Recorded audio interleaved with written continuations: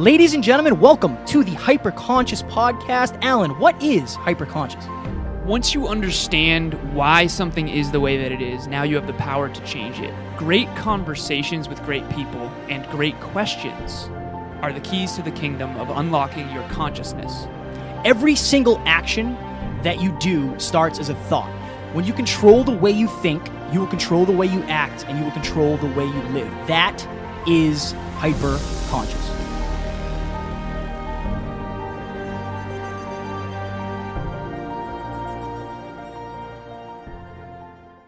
Ladies and gentlemen, welcome back to another very special, as always, episode of the Hyperconscious Podcast. Today, Alan and I were lucky enough to sit down with Brant Pinvidic. He is a producer, director, author, and he has a super successful podcast. Yeah, Brant, this was by far the most unique and interesting episode. He has several successful films. Some of the more successful ones are Why I'm Not on Pokemon Go, Why I'm Not on Facebook, Extreme Weight Loss, and then the one that most people have heard of is Bar Rescue. This was interesting because, for all intensive purposes, Brant has a lot of success that a lot of people would aspire to, but Kevin and I were able to pull back the curtain on what his dreams were as a kid growing up in a small town in Canada, and sort of a lot of the really difficult hardships along the way of people not believing in him. One of the things that he said was that I always felt different, and that eventually when I moved to LA, where a lot of people have big goals and dreams, he felt like this is where I belong. One of Brant's mottos is reject average, and that's something that if you listen to this podcast, you know we kind of live by as well. And he shared failures that he's had, he shared experiences with friends, family, and it was definitely a next-level episode. Yeah, he also talks a lot about chasing fulfillment and not just shiny objects and happiness, so don't miss this one. We hope you will enjoy it. Talk to you soon. Bye! Geographically? Geographically. This is cool. So I would say make sure that pretty face is showing. Yes, true. They're going to want to see that thing. They're going to want to see that thing, Alan. That face. You good? Ready?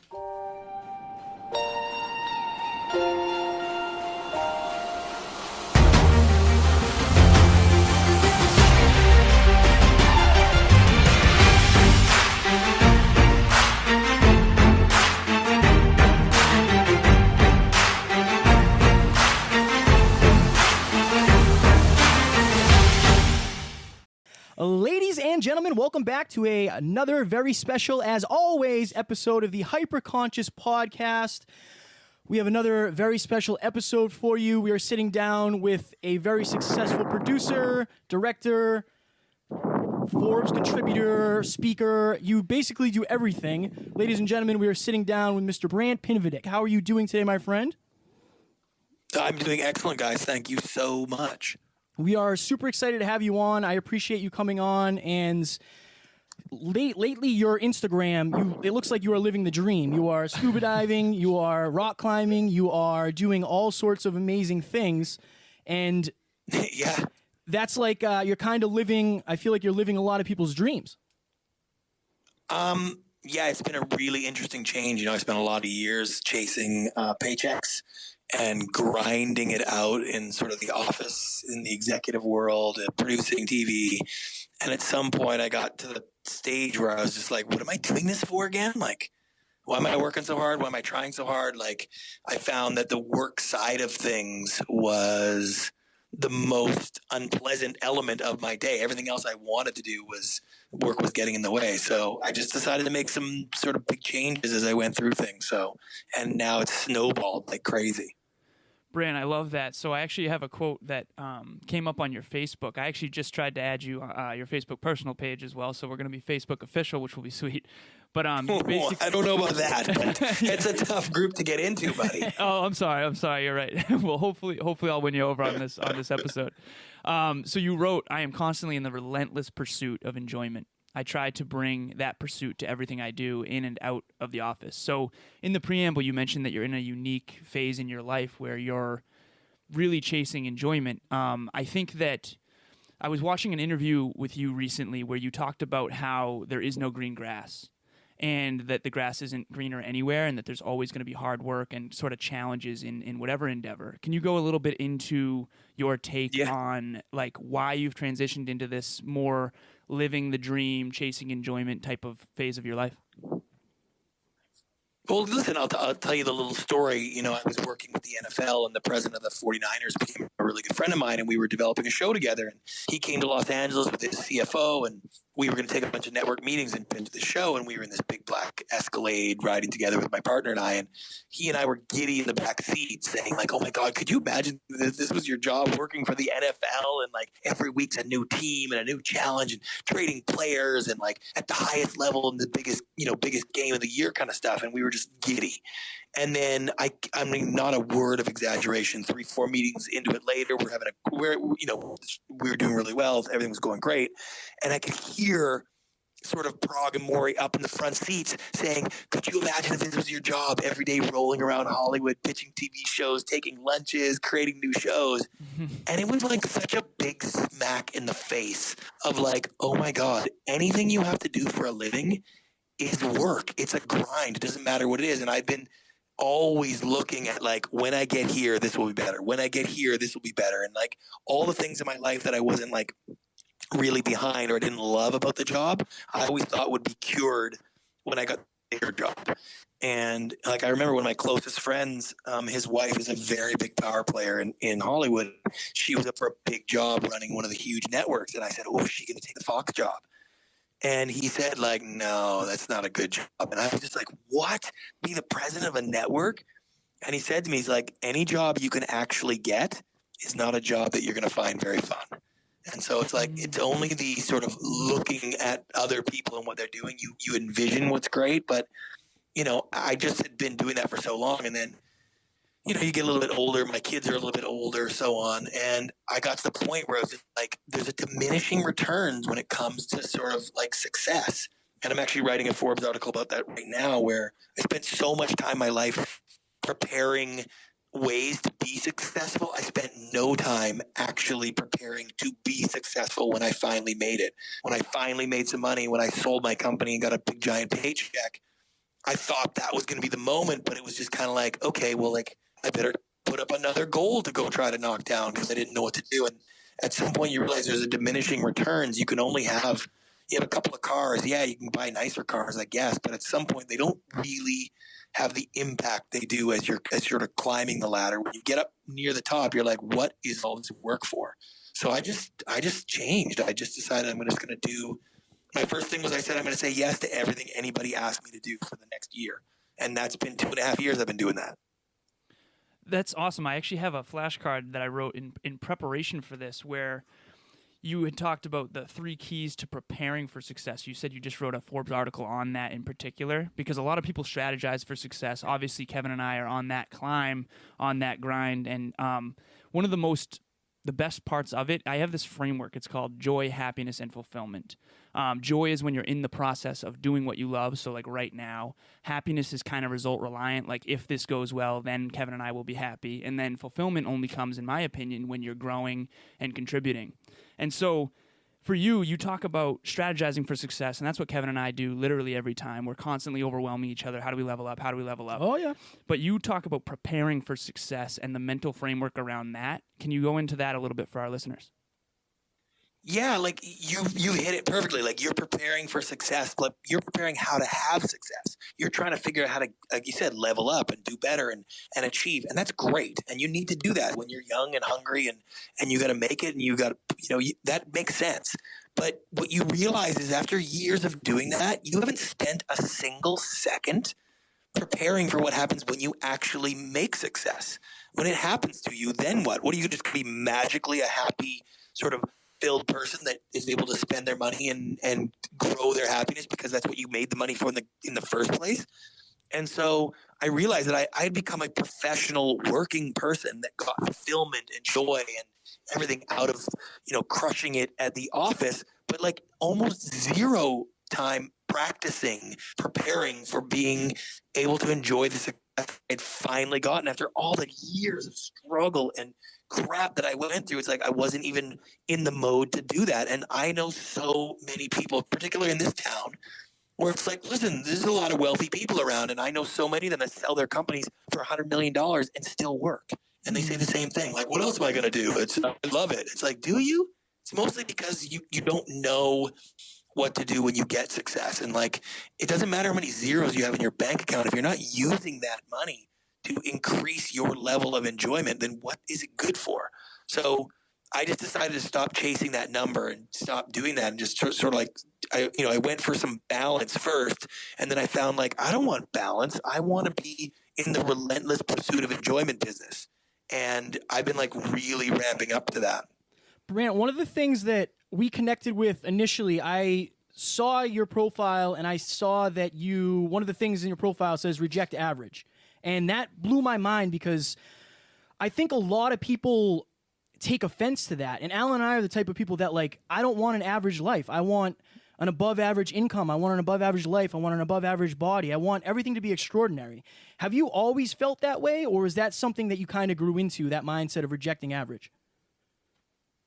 No, I've pretty well always been like that. I always like, and it manifests itself in different ways. You know, in high school, it's the being class clown. It's wanting to stand out. It's desperate for attention. Like, you know, when I was immature, or let's say when I was less mature, even more immature, I'll say, you know, that was a little bit more of the way I sort of acted it out. But as I grew into sort of a fully functioned adult, for the most part, I started to look at that as more as like every experience that I did, I wanted to do at the highest level, and I wanted to really, you know, really make something of it. And I remember when I really sort of started embracing it was when I had 3 kids, and they were very young, and I wanted to take to the beach. My wife didn't want to go, so I said I would take them by myself to the beach.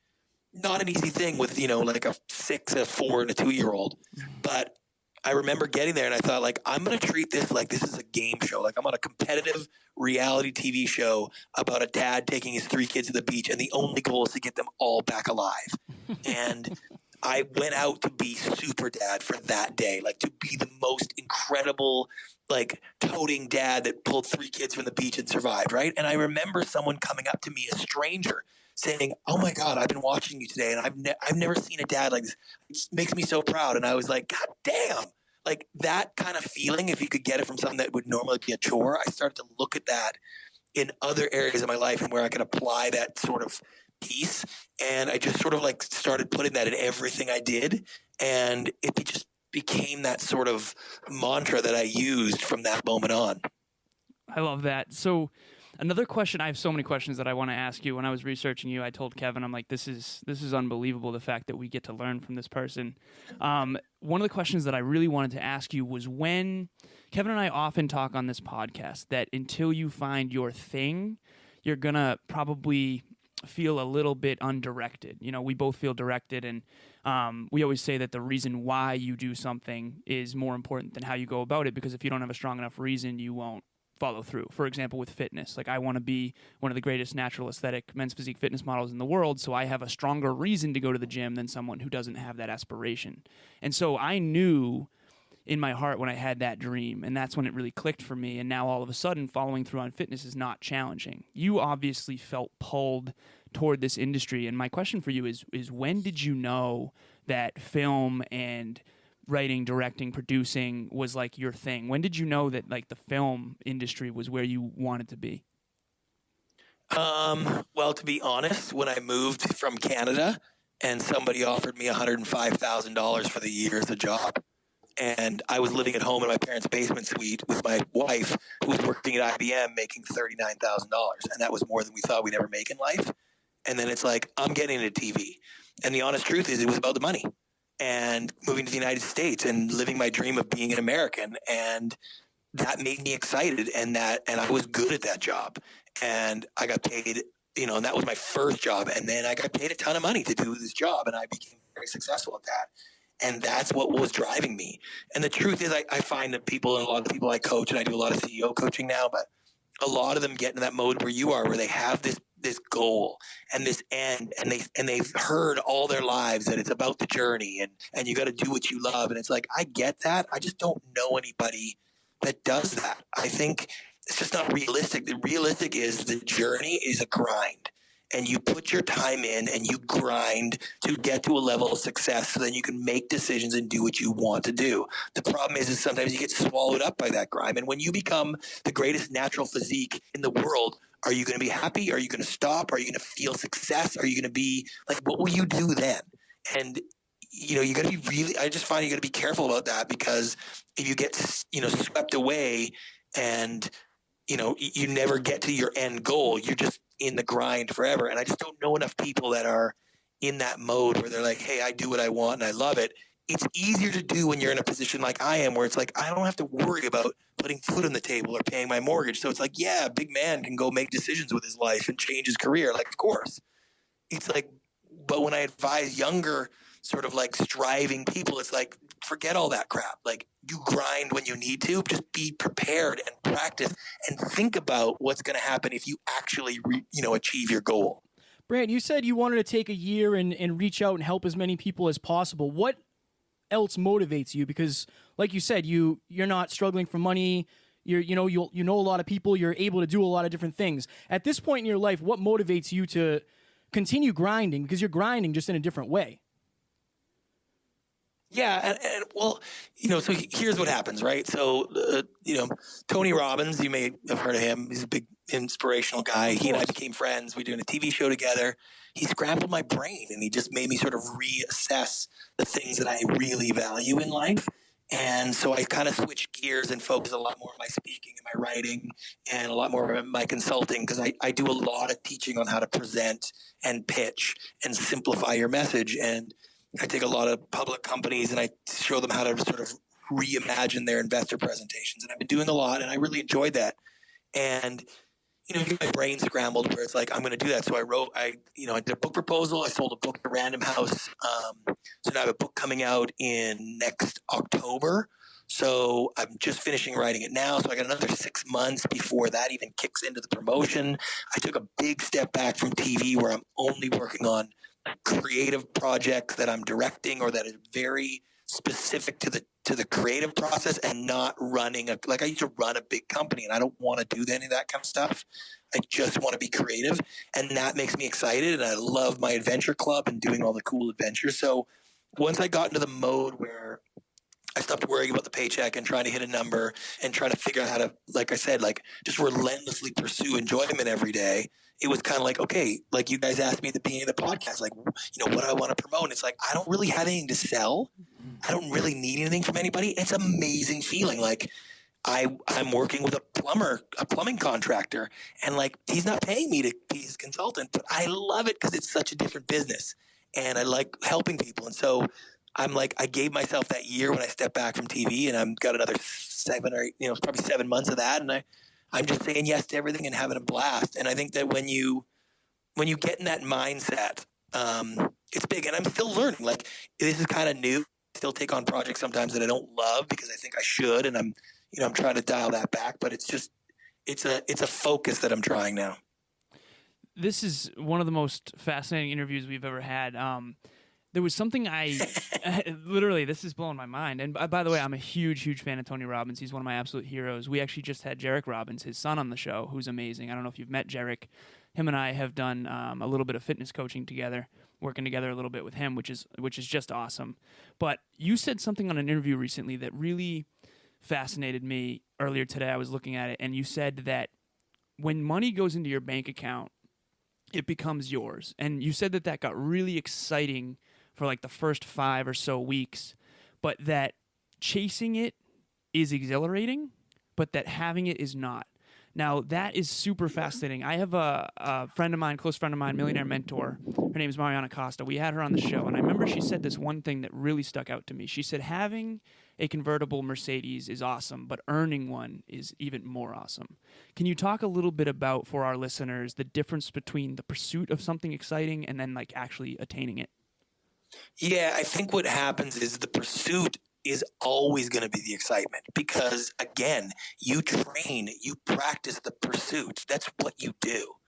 You never think of what's going to happen when you catch it. What the hell would the coyote do if he caught the roadrunner? And it's like, you want to be the person that catches the Roadrunner and enjoys eating every piece of it, right? And you don't want to sit there after you've eaten the Roadrunner and be like, okay, I have nothing in my life now. Where's the Roadrunner? I have no other interest in anything than chasing Roadrunners, right? And that for me was hard to deal with. Like, I sold my company for a lot of money, and part of me selling that company was to go back and work for the company that had bought it from me. So I didn't want to do it. I wasn't crazy about the people. I wasn't crazy about the situation. And like, I went into it knowing that it was going to be like unpleasant, and it was a 2-year deal. So it's like, oh, for 2 years for that kind of money, of course you do it. But that attitude changed really quickly from when we were negotiating the contract, trying to get the check, to, like I said in the other interview, like, once it was in my bank account, it was mine. Like, it was mine. I had a different feeling about it. And all of a sudden, driving down the 405 every day didn't seem as easy to stomach as it did when I was picturing it, putting that kind of money in the bank. So I think that we, as sort of entrepreneurs and people who are driven, really get focused on the pursuit, because there's, like I said, there's an exhilaration to that. But we just don't spend any time thinking about, like, what do we do if we catch it? And I just had a lunch today where I was talking with a very successful producer friend of mine, and I was saying I always had a number in my mind where I would sort of take a step back from TV, and I finally got to a point in my life where it's like, okay, I think I'm going to do better for myself emotionally if I step back now before I hit my number, before I have the kind of wealth that I pictured and sort of was driving to, and then I thought, this is the number I need to, like, stop working. I think I'm going to pull the brakes now and see if I can actually enjoy my life at this level. And if I get good enough at doing what I do at this level, then I'd be like, okay, maybe I can do more like that, So it's just it's a easy trap to fall into. Brant, Alan and I talk a lot about relationships and how they can be a struggle, especially in this space where we're so focused on learning and growing and evolving. And obviously, anytime you're with somebody else, they have to do that on their own, and they can't necessarily rely on you for that. So when I was doing my research on you, I read that you married your high school sweetheart. And how did you guys kind of grow and evolve together throughout this entire process of you becoming a next level producer and being around all these next level people? How did you guys navigate that? So there's two main things. One is a lot of luck. We grew into different people than we were when we got married when we were 21. And we happened to grow into two people that still fit together. So that was a little bit lucky. And then the other one is we've been through, like, both cycles. Like, we grew up in a small town in Canada. Our aspirations for life on a Canadian sort of culture is a little different than the way the Americans sort of look at that stuff. We never really pictured sort of being where we are today, for sure. So, and for the first 10 years of our marriage, I didn't work. I ran businesses and I made money and mostly lost money and was trying crazy ideas. And everybody in my town thought I was a total fool with all the goofy ideas I had, while my wife went to work every day and, like, had to pay for everything. So we went through that run, and then all of a sudden it's like, oh, hey, by the way, NBC's buying your show, and Dick Clark's on the phone, and next day I moved down to the United States, and it's like, poof, in 8 months I had more relationships and connections and sort of people I cared about than I did in the first 30 years growing up in my hometown. And I just became a different person. I became the person that I always wanted to be and that I thought someday could happen, even though I was, like, not sure how to do it. But America sort of gave that to me, and that allowed me to become the husband I always wanted to be, and the father I pictured I could, and the friend that I always thought I'd be, because my shit was in order, And I think that just helped as our marriage too, is that we just been through so much that it's like you become part of this all together. And it wasn't until, like, a few years ago where I thought, like, it's the first time I thought, hey, this is not going to end. Like, we made it. Up until that point, I'm just like everybody else, thinking the phone's going to ring and somebody's going to say, hey, wait a minute, you shouldn't be here. You're a fraud. Go back to Canada, right? Like, everybody thinks that every day, that they're not qualified for their gig, and that they're going to, that imposter syndrome is really heavy. And so it's like, I'm just coming out of that kind of stuff now in the last few years. So it's been a journey. You spoke about being the father that you always wanted to be, and I watched the Pokemon Go documentary that you did, and learning that the reason you did that was so you could bond better with your daughter, and seeing the moment in the kitchen where she's like looking in the fridge and then you start talking about the Pokemon and her eyes lit up, and it's like you guys connected so much in that moment. What gave you the idea to do that? Number one, to do that Pokemon Go thing, but number two, to make it like a full project. I had really good luck with my first film, the Facebook movie, when I sort of had left the company I was working with and I wanted to direct a film. And so that went really well. So as we were looking at developing it out, I wanted to do another version of it. And I liked that space and I liked that tone. And so Pokemon Go was the biggest thing in the world. And it never occurred to me until I caught my daughter sneaking out in the middle of the night, not to go be with her boyfriend or, to steal the car, but to go walk around the neighborhood looking for Pokemon eggs. I was like, this is the craziest thing I've ever seen. So we sort of built it in the same structure as the Facebook movie, which worked really well. And, I was just highly motivated because I was looking at being a parent with the same intensity that I looked at going to work during the day. Like I leveled up my intensity for all the things that I did in life. And I was trying to get the same feeling of accomplishment and fulfillment that I was getting at work in other areas of my life. And recently I figured out how to do that on a personal level. And that's why I've been doing all the fun adventures and putting the club together and stuff like that, because it's like you can get that kind of feeling from pretty well everything you do if you do it with the same intensity and the same drive.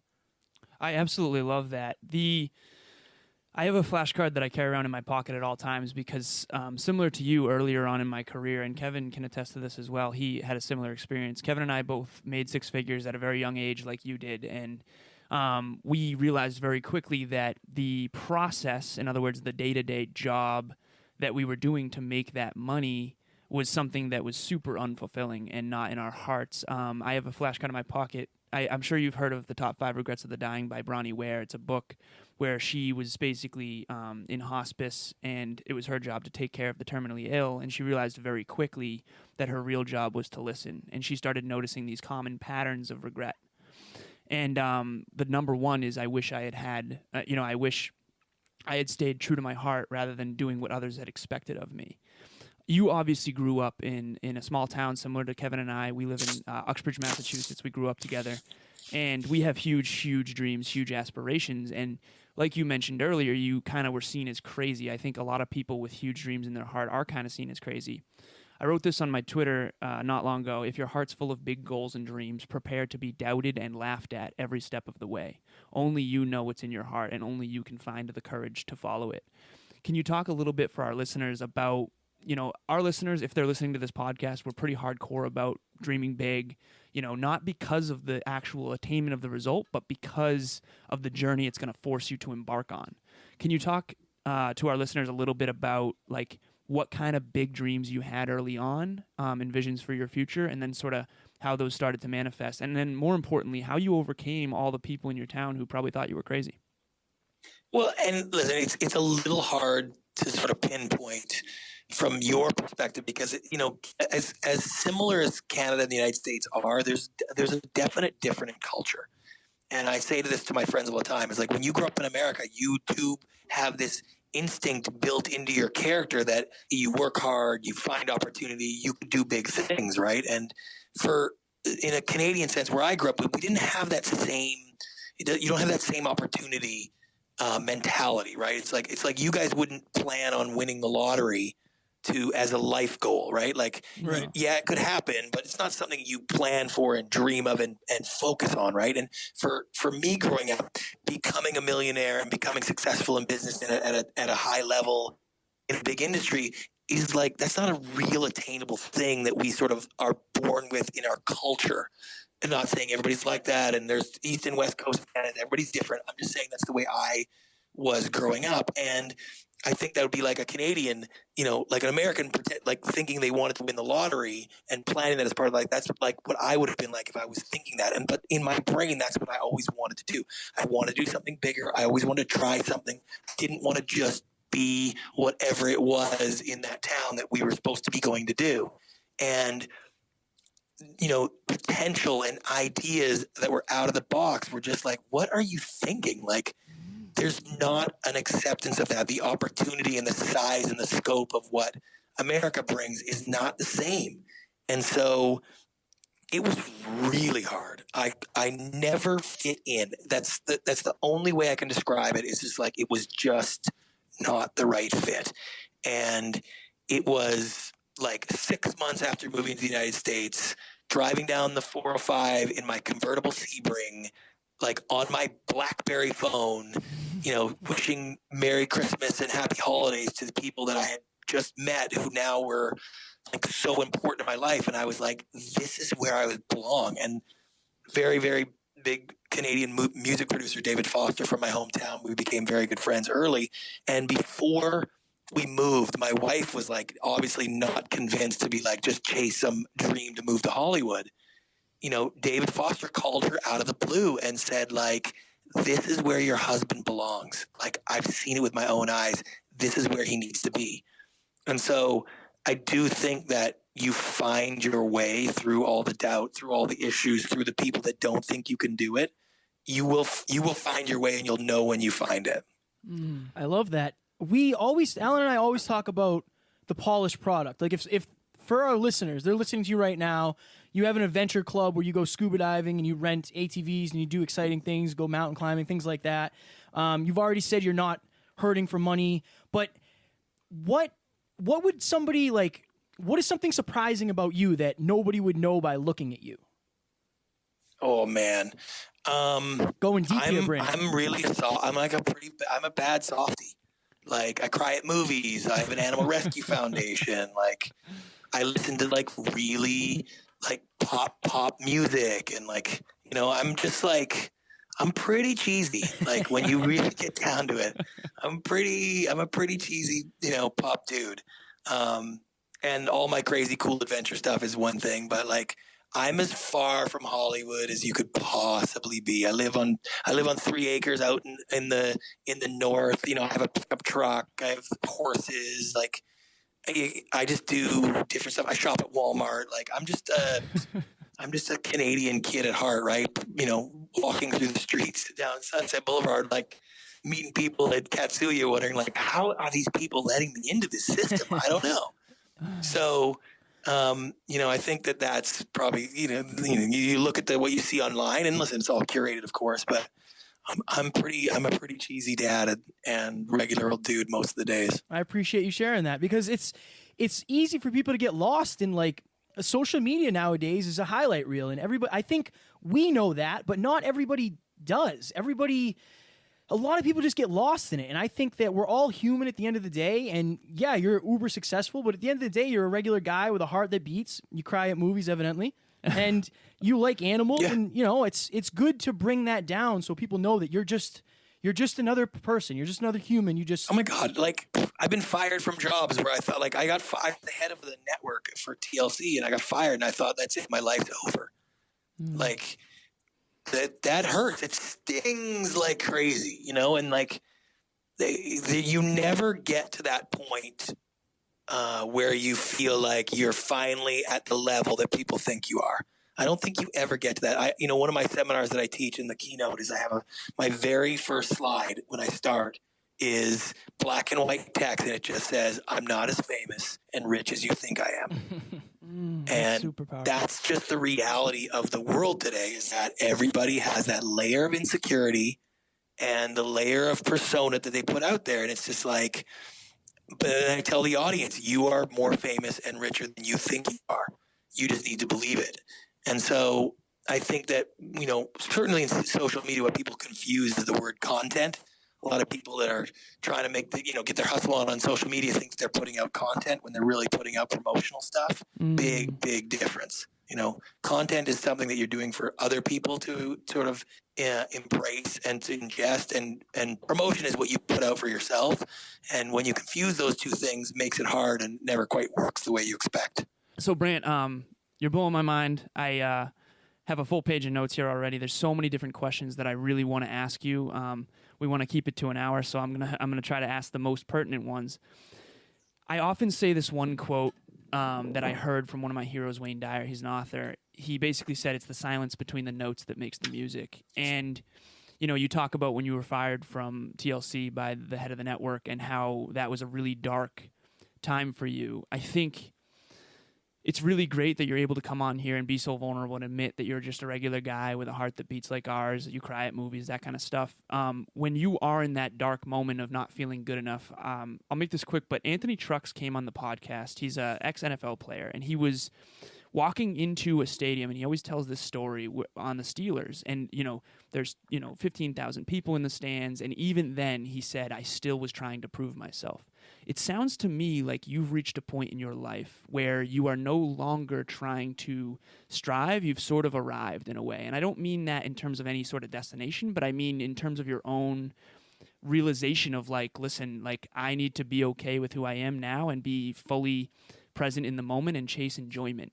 What can you say to someone who is still in that striving phase, maybe like Kevin or I, that might help us live into our greatness more in the actual process of being, rather than just constantly shooting for that next thing? Well, you got to be realistic about where you are in life. That's the other thing is I would not tell you to stop striving and take a breath and look around and try to enjoy your life today if you weren't at a level that you could be happy with staying. And that's kind of the important thing, is that when you get to a point in life, and listen, we can call it a whole bunch of things, but it's really financial, right? That's the way our world is built. You talk about fulfillment, you talk about success. Yeah, we all talk about that, but really it's about you got to make some money, you got to make enough money, and then you can figure out what your next goals are. But the basic element of I want to buy shit and I want to pay for stuff is a big, huge drive for everybody. And we can pretend it's not, that's fine. But the truth is when you get to a level financially or successful or your title or whatever it is, until you get to a level where you should be able to enjoy if it never got better, then I encourage you to bust your ass and sacrifice everything to get there. The problem is most people miss the stop. They miss the exit. And they just keep plowing through. And the next thing you know, they have 5 cars and 6 houses and a jet, and they're just as miserable as they were when they were in the apartment. That is a story I've heard a million times, and I'm writing about it right now. And so, and Ed Milet is a perfect example, a friend of mine, and he went through that, and he has the cars and the houses and the jet. And it's just what on earth? And he's made a huge change. And it's I tell people, and I coach entrepreneurs and CEOs all the time, where it's if you have a goal, that's great, but know what you're going to do when you reach it. And so it's I got to a point in my life where I'm not as rich as I'd like to be, but if it never got better, God damn, I'd be so freaking happy because I'm going to practice being happy. That's what I'm doing right at this moment, is trying to figure out if this was everything I had and everything at my disposal, could I live the rest of my life and be super, super happy? Do I need more?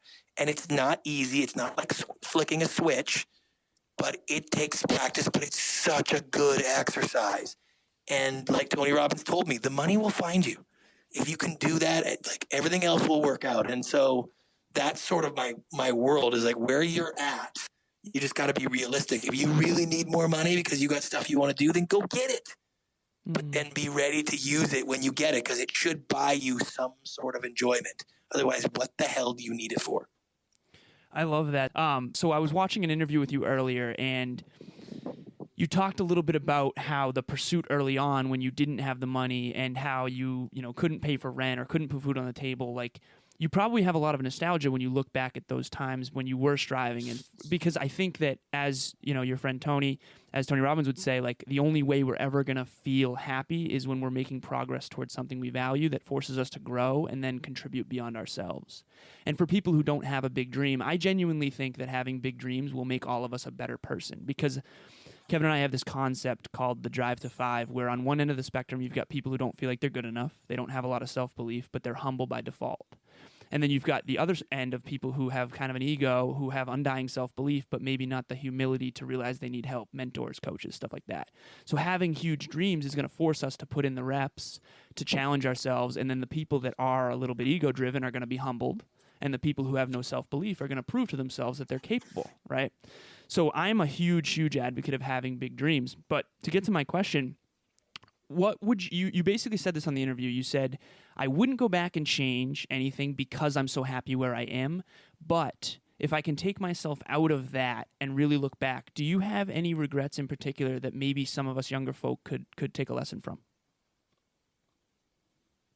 I mean, that's a really tough one because that is true. When I look back at all the stuff that I think was a problem or I wish I didn't do, it's like, yeah, but those are the dots that connected me to where I am today.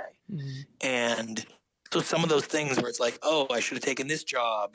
I had offers for X number of jobs and I chose this one. Well, if I would have done that one, I would be doing this today. Or I could tell you 57 things I could have done to not get fired. And today it still bugs me sometimes when I wake up and I think like, oh, why did I do that or say that or get involved in that? Because I could have not got fired from that job. But you can only see the road map to your life when you look backwards, right? You see those dots and you figure out those are the things that happen. So I think, I can't picture any regrets of anything. I really, I think I needed to go through a lot of these issues so that I could be the person I am today. If I could do anything, I wish I wasn't such a jackass last year.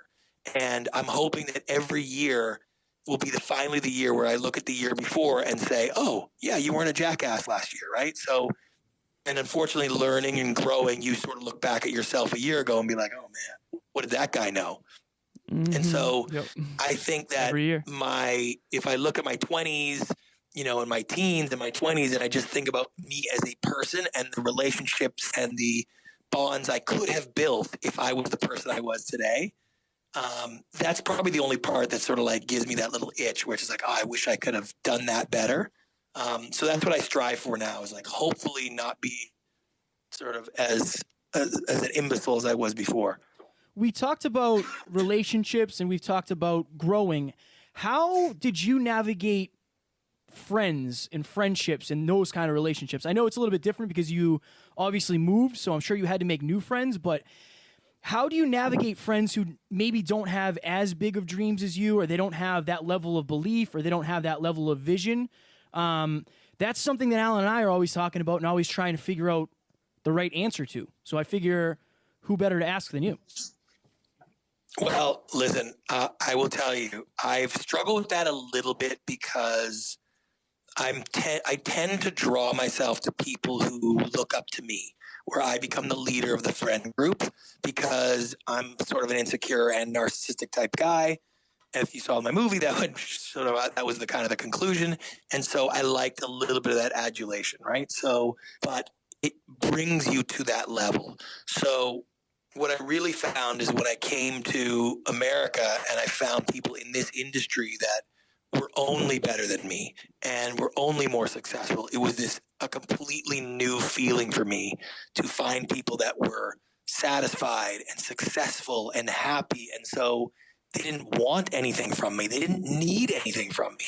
And there's a different level of relationship when you have a relationship with somebody who doesn't need something from you and you're only in that relationship because it brings them, enjoyment or whatever it is that you're connected to. And then you sort of, the dichotomy of that, and in Hollywood where everybody is your friend the second you meet them, because at any moment I could get the job as the head of NBC or a big network where I could then change your life in one television show. So in Hollywood, we're always very careful to keep everybody on our friends list because you never know who you're going to need. And what's interesting is it really separates it out, because I have quote unquote friends that I've had in Hollywood for 10 years that have never been to my house. Mm. And in the real world, would you call that someone your friend or would you call that someone your acquaintance, right? So yeah, for sure. It really helped me separate who's connected to me. And when you surround yourself with people that have the right energy, it brings you up. It makes you realize where you're supposed to be. And hanging around with Tony Robbins was a big one for me. Hanging around with Jeff Hazlett was a big one for me, where it's like it showed me a little bit more of what I wanted to do. And that's why I ended up deciding to write the book. That's how I sold the book. And that's where I am now. And it's because of guys like that. So I always tell people, like, the people you surround yourself with is where you're going to elevate your sort of lifestyle. I love that. We always say that you're the sum average of the 5 people you spend the most time with. I'm glad that you just articulated that in such an in-depth way. I always say that a lot of people have shiny object syndrome, right? We talked about marketing.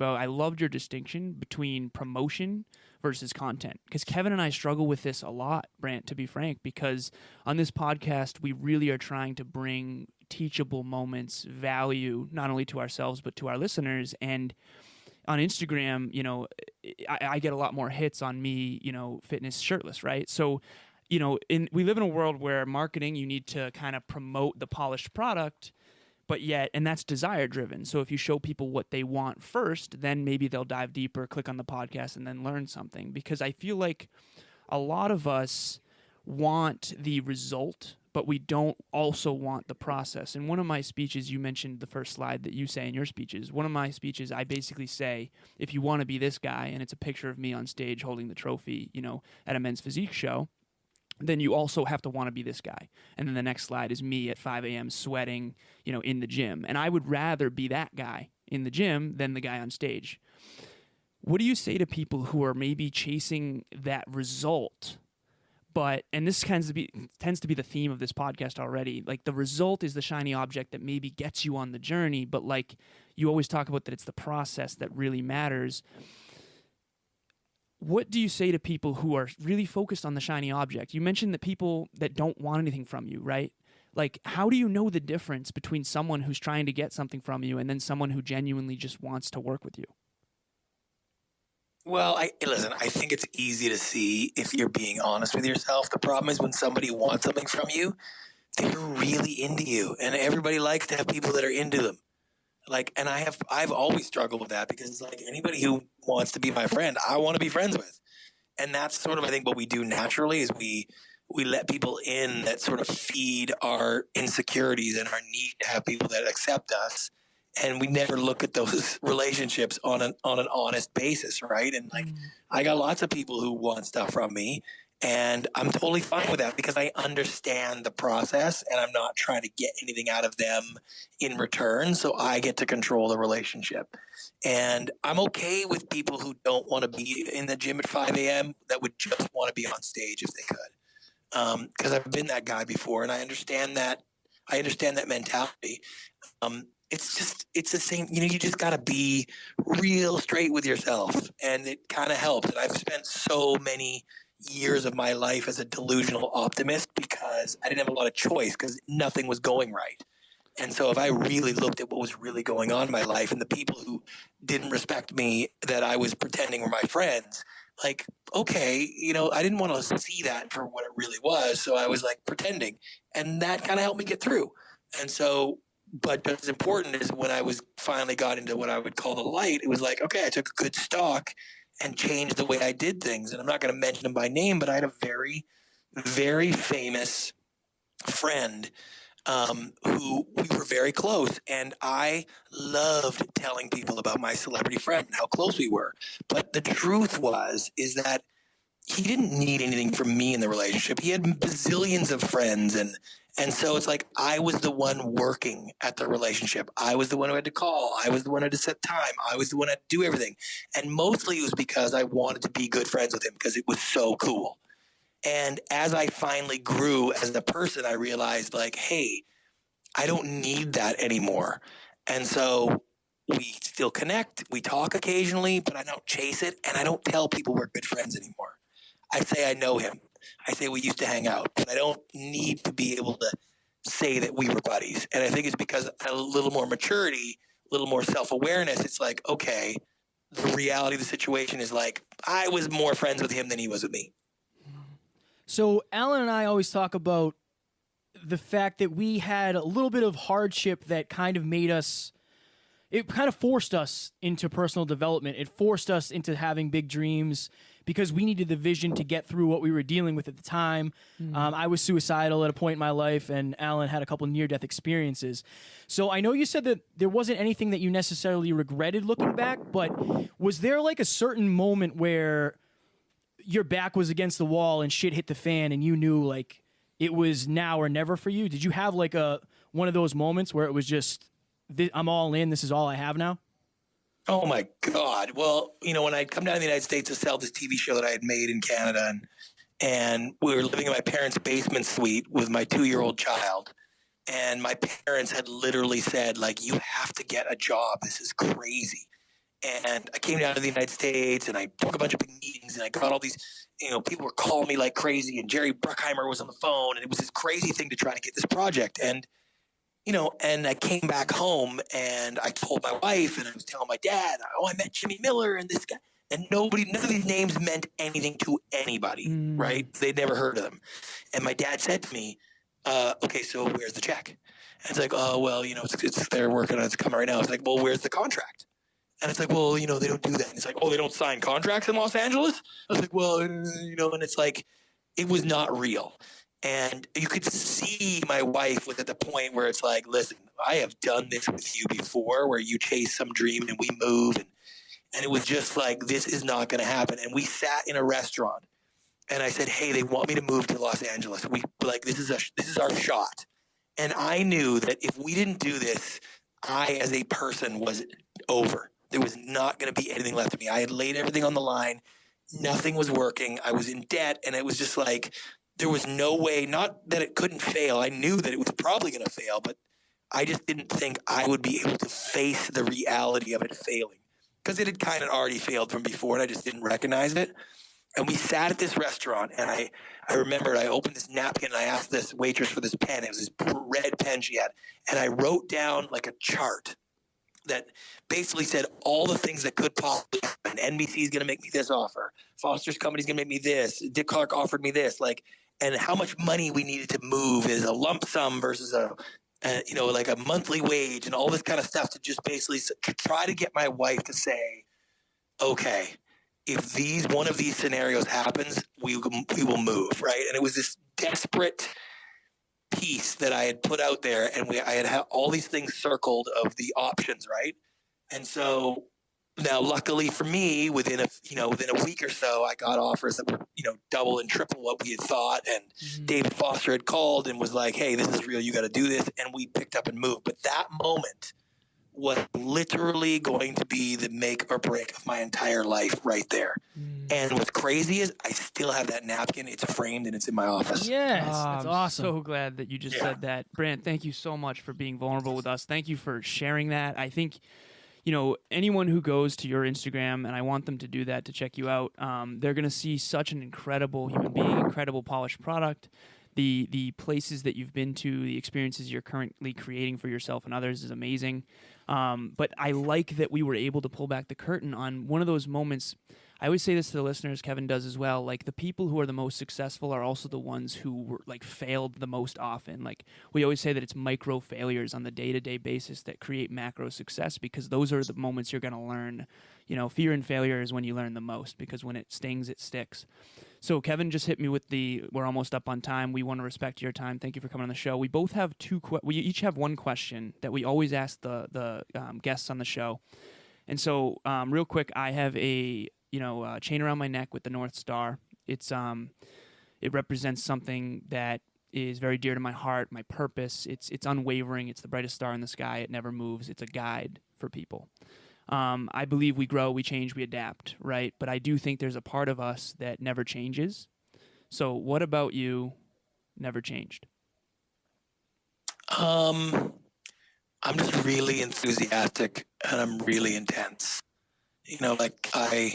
I went scuba diving this weekend. My iPhone, which is not very resistant to water, crapped out. So I had to commandeer my son's little tiny iPhone 5 or whatever he has. It was the worst experience those 2 days using the old iPhone. I was tracking the new one coming on FedEx. It says it was going to be here by tonight at 8. I was so sad having to spend an entire day with this crappy little iPhone. And the FedEx guy came before I had to leave for my lunch. And I ran out the door and I'm bouncing down my driveway. I got a long driveway and I'm doing ballet moves. And I could see the FedEx guy sees me jumping for joy. And I just picked up on that. And then so the next thing I'm doing the Nutcracker celebrating touchdown dances in the driveway. And he's laughing and I'm laughing. And it's just like, I'm a kid at heart. And I've finally found a way to tap into that more than I ever have. And that's just making me very happy to be able to find every little moment and squeeze as much sort of joy as I can out of those things. And it's like, I probably will never lose that. I don't drink coffee. I don't drink alcohol. I don't, I just like, I'm up in the morning and I'm just kind of going.